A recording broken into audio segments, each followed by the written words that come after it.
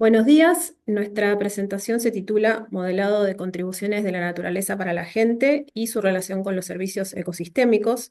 Es una serie de 3 charlas, esta es la segunda. La primera corresponde a una introducción al concepto de contribuciones de la naturaleza para la gente y la tercera sobre sus aplicaciones para su valoración. Acá podemos ver a nuestro equipo de trabajo en el marco del proyecto ACBio de ICLEI Argentina. En esta oportunidad vamos a estar hablando Marilina Peñalba, a continuación la doctora Andrea Raya Rey y finalmente el magíster Suiki Kong. El objetivo de esta presentación es brindar a los tomadores de decisiones una explicación práctica del modelado de las contribuciones de la naturaleza para la gente, para destacar cómo estos modelos se aplican a la planificación y gestión sostenible e inclusiva del territorio.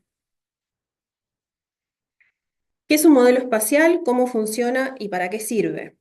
El modelo es una representación muy simplificada de la realidad que nos permite, por un lado, entender la foto actual de lo que está sucediendo y a la vez poder predecir y analizar sistemas complejos como los ecosistemas y su interacción con las distintas actividades humanas.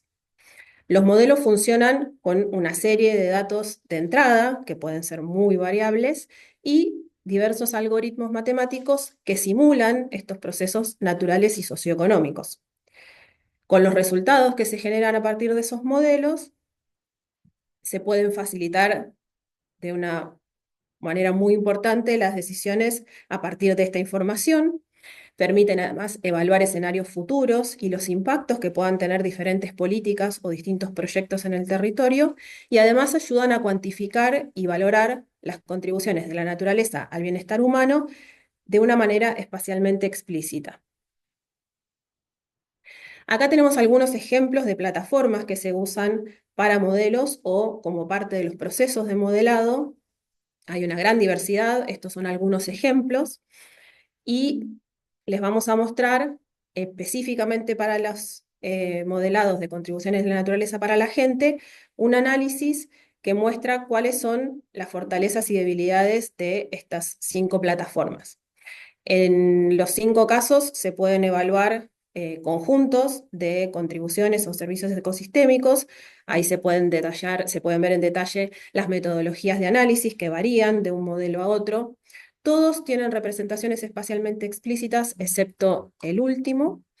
Em, Solamente Invest y Ríos permiten hacer una combinación entre la valoración económica y ecológica, las otras 3 plataformas no, y las 5 plataformas permiten generar una relación entre estas provisiones de las contribuciones y el bienestar humano, y también evaluar el efecto del cambio climático en esta provisión de contribuciones o servicios. ¿Cómo se construyen estos modelos? En principio, a partir del análisis de la situación y del área a estudiar, se definen las contribuciones de la naturaleza para la gente o servicios ecosistémicos que se van a modelar y se delimita ese área de estudio para poder así recopilar toda la información relevante que constituye ese área y que se va a tener que utilizar para los modelos. Luego se ordenan y se gestionan estos datos de entradas, que generalmente son tanto datos espaciales como datos socioeconómicos, y en el procesamiento, que es muy particular de cada tipo de modelo, se usan diferentes algoritmos específicos desarrollados para cada una de las contribuciones o servicios que se modelen.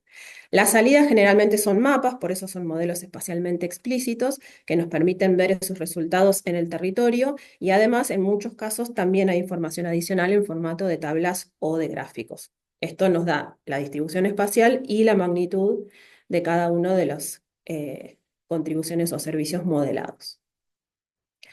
Acá tenemos algunos ejemplos de lo que se puede modelar. En este caso marcamos acá con colores los que vamos a explicar en esta presentación.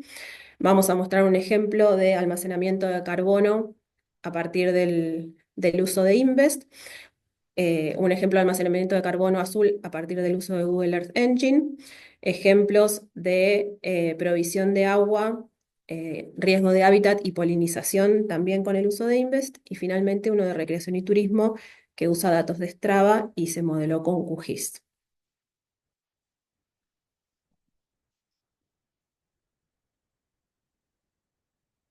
Bueno, ¿para qué sirven los modelos de contribuciones para la naturaleza a la gente? Estos modelos son claves para el desarrollo sostenible. A través de su análisis podemos identificar áreas prioritarias para la conservación y restauración, asegurando la protección de los ecosistemas esenciales. También nos permiten evaluar el impacto de proyectos de desarrollo, ayudando a mitigar efectos negativos sobre la biodiversidad y los servicios ecosistémicos.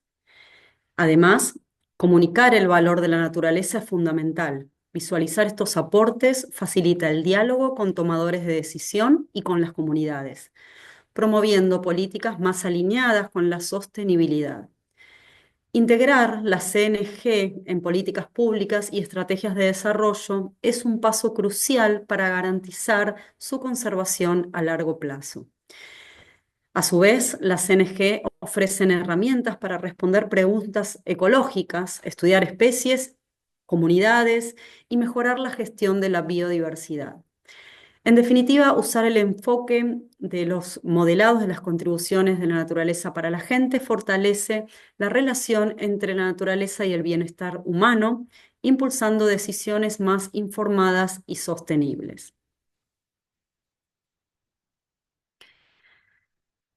No obstante, los modelados tienen sus limitaciones.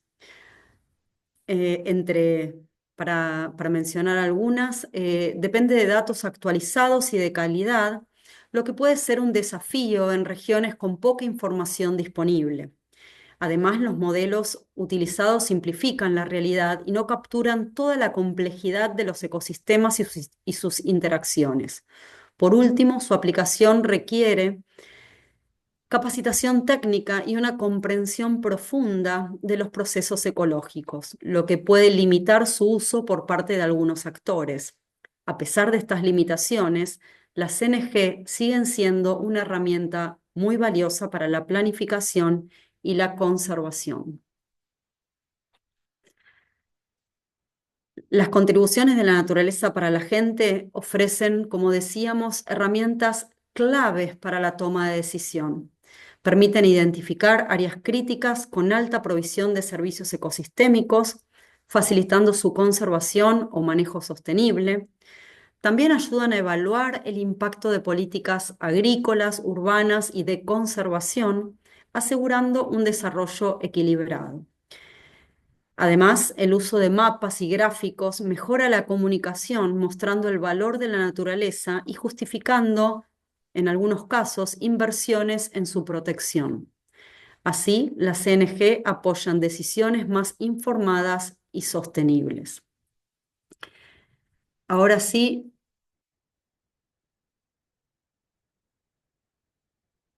yendo a los ejemplos. El modelado de carbono verde es una herramienta que permite estimar la captura y el almacenamiento de carbono en ecosistemas naturales, como los bosques, pastizales y humedales. A su vez, ayuda a evaluar el papel de la vegetación en la mitigación del cambio climático, identificar áreas prioritarias para la conservación y diseñar estrategias de manejo sostenible. Este enfoque es clave para la planificación ambiental y la toma de decisiones sobre políticas de carbono y uso del suelo.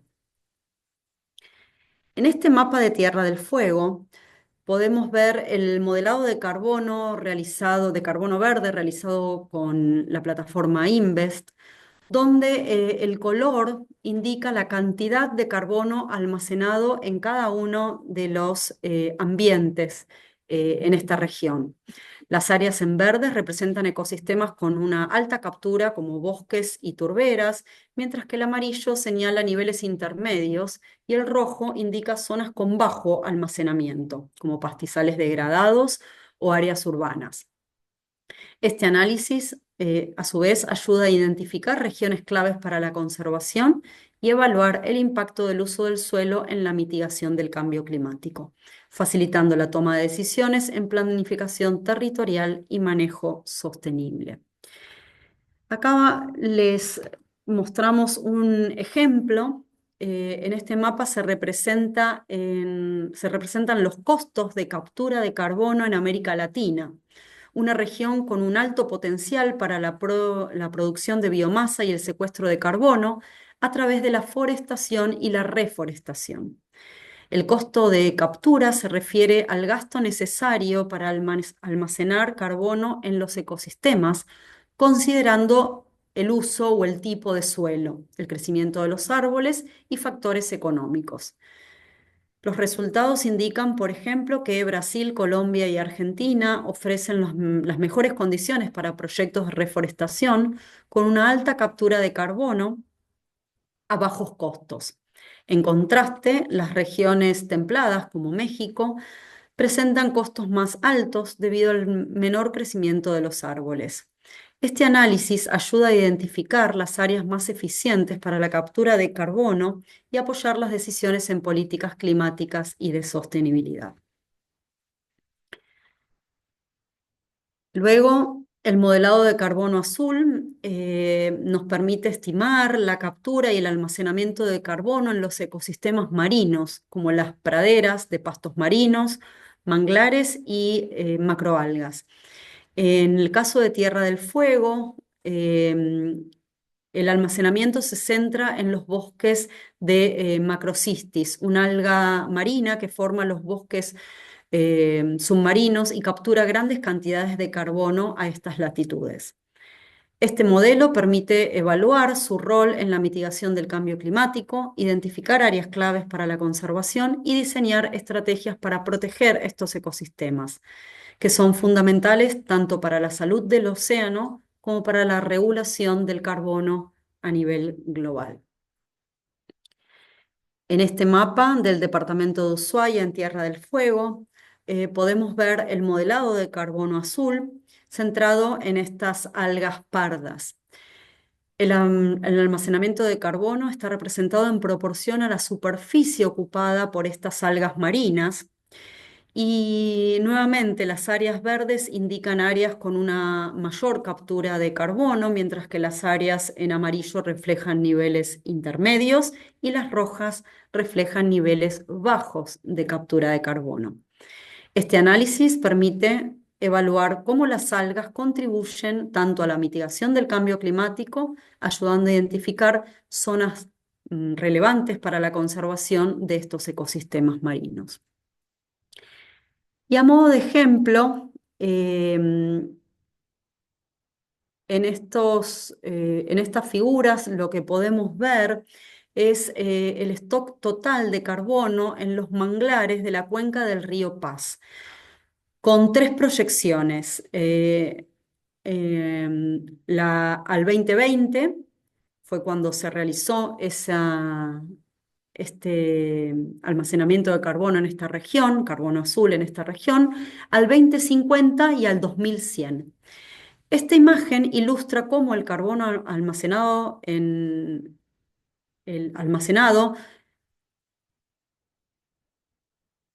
el suelo, la madera caída y la biomasa se suman para calcular las toneladas métricas de carbono por hectárea. La figura destaca a su vez el cambio en el almacenamiento del carbono a lo largo del tiempo, proyectando un aumento en los valores de captura a medida que los manglares maduran. En la segunda figura, a la derecha abajo, lo que se puede observar es cómo este modelado se utilizó para identificar las áreas prioritarias para la conservación, basadas en la combinación de los servicios ecosistémicos tanto de protección costera como de almacenamiento de carbono azul. Utilizando un índice combinado de estos dos servicios, se muestran las zonas más valiosas en esta cuenca del río Paz. Este análisis visual resalta que 320 hectáreas podrían ser restauradas, subrayando la importancia de estos ecosistemas tanto en la protección costera como en el almacenamiento de carbono a largo plazo.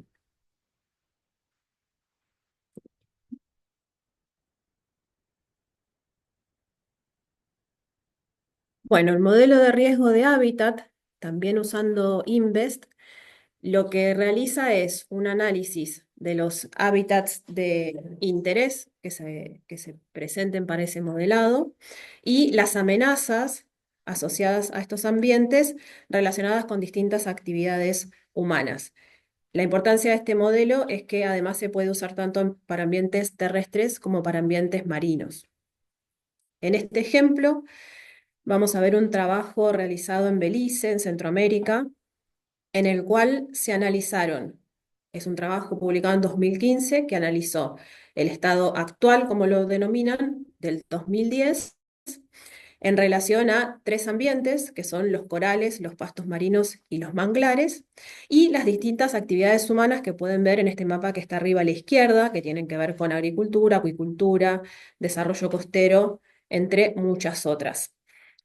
Este trabajo se enfoca en modelar la situación actual, como decía, del 2010, pero además plantear tres escenarios diferentes al 2025, que ahí se pueden ver a la izquierda abajo, que los denominan como conservación, manejo informado y desarrollo. Y en cada uno de esos escenarios, en estos gráficos de barra que se ven ahí, se pueden ver, se pueden diferenciar cuáles son las áreas que aumentarían su superficie, o sea, las barras que van hacia arriba, y las áreas que disminuirían su superficie en cada escenario. Entonces, en el escenario de conservación aumentarían las áreas justamente de conservación y de recreación marina, y en el escenario de desarrollo aumentarían la agricultura, la acuicultura y todas las otras actividades que no tienen que ver con zonas de conservación. A partir de estos tres escenarios que se plantean, se desarrollan los mapas que podemos ver a la derecha, que son justamente los de riesgo. En cada uno de esos mapas se pueden ver en verde las zonas de bajo riesgo, en amarillo de riesgo moderado y en rojo de riesgo alto para cada uno de los tres ambientes que mencioné. Y además, en los gráficos de barra que se ven a la derecha de los mapas, se representan las áreas de cada uno de esas categorías de riesgo para los distintos escenarios que mencioné. Los mapas corresponden solamente al escenario de manejo informado que el trabajo concluye que es el, el más beneficioso como escenario a futuro. Es importante mencionar que estos procesos de modelado generalmente son iterativos, especialmente cuando se aplican a desarrollo de políticas públicas. En este caso vemos en el centro arriba un esquema de flujo de trabajo en el cual se definen estos escenarios de uso, se definen los riesgos acumulados, que es lo que expliqué recién, y los hábitats que son funcionales en la región, y con eso se pueden valorar los servicios ecosistémicos o contribuciones de la naturaleza para la gente. Eso es lo que se realiza a través del modelado. Luego, generando estos escenarios a futuro, se pueden ver cuáles son los ecosistemas que son los servicios ecosistémicos que son bajos y dónde están ubicados, porque justamente estos modelos son espacialmente explícitos, cuáles hábitats son los que quizás disminuyen en superficie y cuáles son esas superficies que se pierden, cuáles son los mayores riesgos, las actividades que generan un mayor riesgo, y a partir de esta información se van ajustando los escenarios de modelado. Entonces se vuelve a modelar con estos nuevos ajustes. El mapa que podemos ver en el centro abajo, lo que muestra es también para el escenario actual y los distintos escenarios modelados como barras de diferentes colores. En este caso están separados por las regiones de estudio que se ven en el mapa delimitadas con líneas negras, y hacen un análisis de cuántos son los daños en un monto de dinero que se evitarían realizando las obras que corresponden a este escenario que se considera el más favorable. Entonces uno puede ver justamente la valoración económica de estas modificaciones en un escenario futuro. Este trabajo, que como decía es un trabajo científico del 2015, fue luego aplicado en 2016 para generar el plan de manejo integral de la zona costera de Belice. Eh, es un documento muy interesante en el cual se muestra cómo fue todo este flujo de trabajo, ahí representado con un gráfico muy simple abajo a la izquierda, en el cual se generan estos mapas, se hacen los modelos, se pueden ver las implicancias de estos modelos y se vuelve a trabajar con con el mapeo y el modelado para ir ajustando. Y a partir de esto, acá puse algunos ejemplos porque tienen un listado muy largo de desarrollo de estrategias. Y con distintos temas y actividades, pero justamente la aplicación concreta es generar estas estrategias con temáticas específicas, con actividades específicas, que además permiten tener instituciones de aplicación, un marco de tiempo en el cual se van a aplicar, incluso presupuestos asociados a estos. Como pueden ver, los títulos de las estrategias son bastante generales, como adaptación al cambio climático o el desarrollo, la planificación del desarrollo integrado, pero después en los temas específicos se pueden ver las acciones más en detalle que se van a ir llevando a cabo en relación a todos estos resultados de los modelos realizados.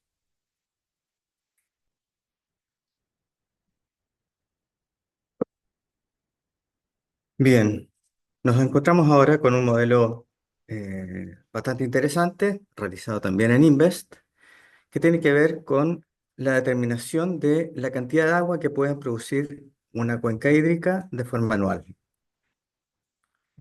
Y esto lo vamos a ver con una aproximación primero. El concepto de cuenca hídrica es fundamental y como vemos en el esquema inferior izquierdo, los aspectos que se consideran en el modelo tienen que ver básicamente con la cantidad de precipitación que tenemos en el área de estudio, cómo infiltra esta agua, es decir, el agua disponible en el subsuelo, la profundidad de las raíces, la profundidad del suelo y la cantidad de evapotranspiración. A partir de esto, se generan una serie de iteraciones con productos intermedios que finalmente nos permiten obtener la cantidad de agua disponible por cuenca. Bien, tenemos un ejemplo en la imagen más grande en pantalla, donde para Tierra del Fuego se determina cuál es la cuenca que genera mayor cantidad de agua. Nos vamos a encontrar que en el caso de Tierra del Fuego hay cuencas que son compartidas entre Chile y Argentina, lo cual genera un nivel mayor de complejidad en la aplicación de estos resultados. También nos vamos a dar cuenta que incluso teniendo cuencas más amplias, si estas están en sectores con menor precipitación, van a tener una cantidad de cosecha de agua menor a la obtenida en sectores con mayor precipitación. Bien, una de las aplicaciones que encontramos para este tipo de modelos se ve en Río Chubut. A partir de los antecedentes derivados de este tipo de modelado, podemos ver cuál es la distribución del uso de agua en los distintos tipos de uso de suelo, urbano, agrícola, ganadero, etcétera.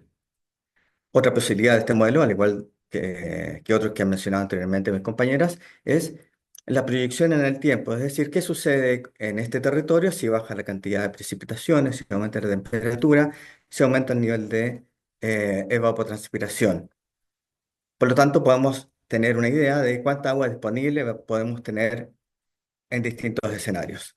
Otra de las facultades de este modelo, en sus versiones un poco más complejas, es la determinación de sectores para la disposición de centrales hidroeléctricas. Es decir, a partir de la definición de las cuencas que tienen una mayor cantidad de agua disponible, podemos determinar cuál es la potencialidad de esa cuenca para generar energía eléctrica y con ello em, a- aportar a las dinámicas productivas de una determinada región.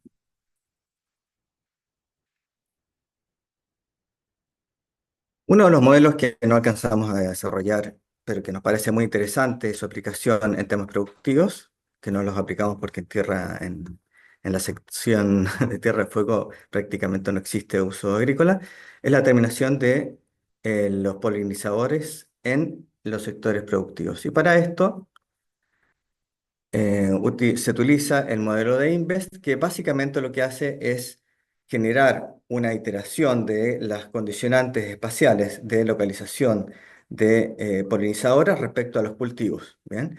Como se ve en la imagen izquierda, esta iteración espacial nos permite determinar cuál es el alcance de estos polinizadores respecto a a, a las campos de cultivo. Bien, en el esquema central podemos ver que tenemos una cuenca, en este caso de la Concagua en Chile, en los usos de suelo, la disponibilidad de polinizadores, la disponibilidad de floral y cómo estas interacciones se pueden graduar desde un alto nivel de interacción a un bajo nivel de interacción, en este caso aplicado a los campos de cultivo de paltos o avocados. Como resultado de este procedimiento, se generan una serie de mapas de expresión espacial de estas interacciones que nos permiten identificar desde cuáles son los sectores donde existe mayor disponibilidad de estos polinizadores silvestres, hasta cómo es la interacción entre estos polinizadores, en este caso el campo de cultivo de paltos, lo cual tiene consecuencias económicas importantes y como todos sabemos, sin esta interacción eh, ponemos en riesgo la capacidad de alimentarnos. Bien, aunque no es un modelo realmente, algunas fuentes de datos como eNaturalist nos permiten reconocer los sectores donde existe un mayor registro de polinizadores. Y con ello, como dice en el título de la derecha de la diapositiva, nos permite tomar acciones respecto a la disponibilidad o no de estos polinizadores. Por lo tanto, se trata de un cúmulo de aplicaciones que nos permiten tener una mejor idea de el área de estudio y de cómo interactúan los distintos componentes para tomar decisiones informadas. Bien, el último de los modelos que vamos a retratar es el de turismo, ¿no? y de recreación. Estos modelos pueden ser abordados desde la misma plataforma de Invest, pero regularmente se complementan con otros modelos. Lo que hace Invest es tomar una base de datos de información de las fotografías de los visitantes a una determinada área de estudio y los contrasta con las actividades humanas, si es un sitio urbano, si es rural, y con las distintas em, tipos de ambientes que están asociados a estas visitas, ¿no? Y a partir de eso se genera una nube de puntos que nos permite modelar cuál es la interacción y cuáles son los patrones de distribución de ese tipo de uso recreativo turístico. Em, Como vemos en la ilustración, en la imagen que está en la esquina superior derecha, aparece una red, ¿no? Una red que está graficada en colores en un mapa de calor, desde los tonos más blanquecinos a azules más oscuros. Lo que estamos viendo ahí es una representación de las redes de tráfico de personas que están adheridas a un software que se llama Strava. Son más de 15 millones de personas en el mundo que utilizan esa aplicación y eso nos permite una representación espacial de los flujos de visitantes, en muchos casos deportivos y también recreativos. Y con eso también podemos abordar el estudio de un sector con esos antecedentes, ya lo vamos a ver. Finalmente, tenemos un esquema de cómo este tipo de análisis, eh, a partir de distintas actividades del ecoturismo, ahí se menciona kayak, vida silvestre, pesca, etcétera, se asocian a ámbitos recreativos para generar también una expresión espacial en el territorio de estas actividades y con ello tomar decisiones. Bien, estos modelos los podemos ver, los resultados de estos modelos los podemos ver primero a la esquina superior izquierda, donde aparece nuevamente Tierra del Fuego con una capa que representa la intensidad del uso recreativo para este área de estudio. Luego, en una escala un poco más detallada, tenemos el resultado del esquema que presenté en la diapositiva anterior, donde tenemos una utilización del modelo respecto a la gestión del uso de áreas protegidas. Las diapositivas, en la imagen aparece las letras A, B y C, que representan primero el uso actual de las zonas protegidas, B, un uso asociado a las características ambientales, con un tinte ambiental, y C, cómo funcionaría este manejo enfocado a la actividad productiva industrial. Y en la sección de abajo tenemos en la letra D el resultado del modelo de distribución de uso turístico recreativo, que se complementa con el uso de hábitat y con la capacidad de visualizar vida silvestre. Entonces, todos estos componentes nos permiten tomar decisiones a la hora de, por ejemplo, gestionar estas unidades protegidas. En una escala de orden más local, podemos tener, en este caso, de la Reserva Natural Urbana Bahía Encerrada en Ushuaia, tenemos estos pequeños puntos de color rojo que derivan del estudio del modelo de INVEST y están complementados con un análisis de cuencas visuales a partir de las rutas de mayor densidad de tráfico. Al lado derecho de esta imagen observamos la densidad de los recorridos a partir de los datos de esta aplicación de Strava, que nos permite identificar cuáles son los senderos, los caminos más utilizados por los visitantes a este sector. Y con ello tomar decisiones importantes, como por ejemplo, dónde situar un mirador con las cuencas visuales, por ejemplo, donde situar eh, leyendas, simbología, donde situar miradores, decisiones que están asociadas al uso del territorio por estos visitantes. Bueno, finalmente, y como ha sido mencionado anteriormente, remarcar que el uso del modelado de la CNG permiten reconocer espacialmente el dónde se localizan ciertas actividades, ciertos usos o ciertas potencialidades. Estas herramientas permiten visualizar, que es muy importante a la hora de, especialmente la planificación territorial, y permiten obtener valores cuantificados, más allá de percepciones, eh, referido a los ecosistemas, a los ambientes naturales y humanos. De esta forma, esta información se complementa y permite generar una serie de antecedentes que nos van a facilitar la toma de decisiones informadas. No queremos dejar de recordarles que esta es una sección de 3 que nos permite tener una visión general de cuáles son las contribuciones de la naturaleza para la gente y que están disponibles en el portal de ICLEI y están nuestras referencias por si existen algunas dudas o quieren trabajar otros temas con nosotros. Muchas gracias.